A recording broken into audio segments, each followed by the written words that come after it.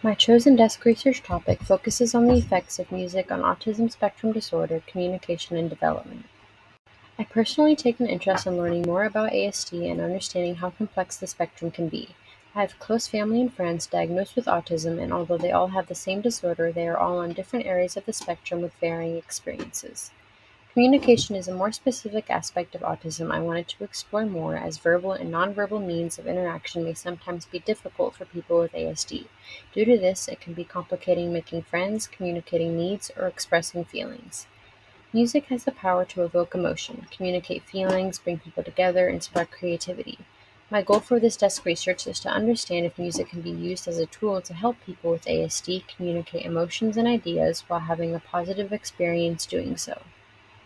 For my desk research methods, I primarily use Google Scholar, the ACM Digital Library, and navigated through the App Store. My keywords when finding my sources mostly included ASD communication, music, autism, and overall ASD communication and music. In total, I gathered 13 sources.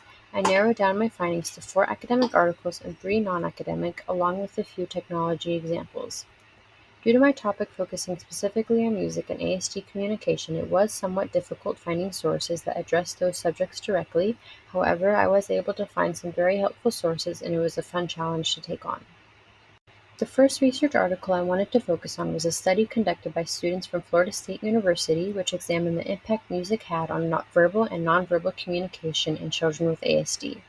The study found that between two groups, the group that listened to music showed much more engagement and allowed the children to feel more confident in initiating communication.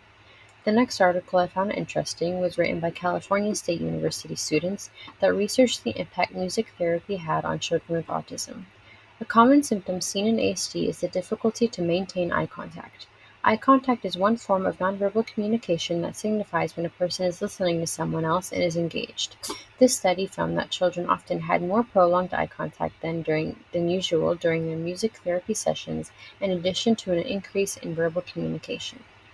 Diving into more of the technological side, a research article published to the VRST explores virtual reality as a tool to engage people with autism into music therapy with respect to their sensory issues. In addition to VR, a program called CymaSense was developed to depict 3D visual images while playing music to help users with ASD engage more with music therapy. Continuing on to my non-academic sources, starting with Better Speech, it discusses how music is capable of helping people with autism communicate their feelings, learn new words, improve motor skills, and improve receptive skills. Due to music's ability to emotionally regulate, it can also ease anxiety and encourage social interaction. The next site, Behavioral Innovations, dives into how music has the power to activate parts of the brain associated with memories, pleasure, processing, and movement, which makes it a great way to teach people with ASD needed daily skills. The entry also discusses how singing counts as a form of music therapy too. The National Autistic Society also explains how music improves cognitive development by motivating self-expression, creativity, and empowerment. Moving on to my commercial sources, starting with Indirect Technology, both the VR and the Kinect system are great ways to get people interacting with music. The VR can be used to bring the user into an alternate reality and is accessible in regards to sensory overstimulation. The Kinect can also provide visual stimulation, but also does well with including the body and movement. These two forms of technology can make music therapy more engaging and fun for users, allowing them to evoke verbal and nonverbal communication with confidence. As for more direct technology, VAST is an application designed to help with nonverbal communication by displaying written words, playing auditory cues, playing learning songs, and educational videos. It focuses on ASD and communication and offers other learning resources in addition to music therapy. Sensory is another piece of technology, a digital program that also comes with headphones and specifically focuses on music. Sensory aims to improve physical movement, including balance and coordination, attention, and both sensory and auditory processing. The technology plays music for the user and is also paired with physical exercises to follow along with. Just a quick summary of the desk research I gathered. Music is highly beneficial for communicational development within people who have autism.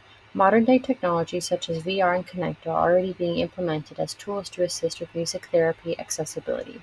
I found that most technology offered is not as hands-on, for example such as playing an instrument, which can be a good way to encourage social interaction. And most of my findings seem to be focused on children, with not as much research being conducted on music therapy in adults with autism. Based on my desk research findings, I've outlined my next course of action. The first step would to begin conducting interviews with friends and family, but also consenting strangers on social media groups and forums, asking them about their relationship with music and what would elevate their experience.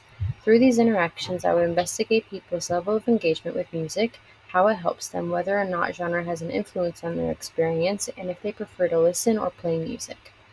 After collecting my data, I can then analyze the layout of the technologies I learned about from my desk research and pinpoint what qualities are designed specifically to assist people with autism and consider what people said they were missing during my interviews. Once I gather a list of the technological elements from pre-existing digital programs that prove to be beneficial for users and combine them with elements users needed from my own collected data, I will be able to come up with a test design and request feedback from users.